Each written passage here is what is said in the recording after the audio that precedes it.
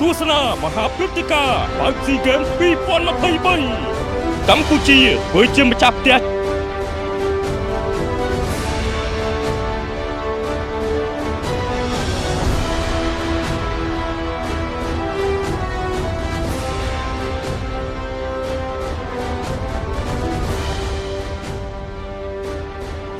នៅលើអេក្រង់ខ្នាតយក្សដោយក្តីរំភើបនិងមោទនភាព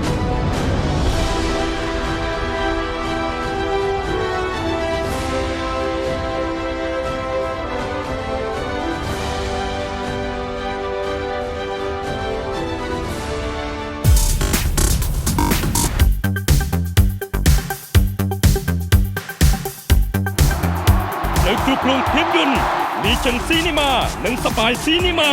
ចាប់ពីថ្ងៃទី8ឧសភា2026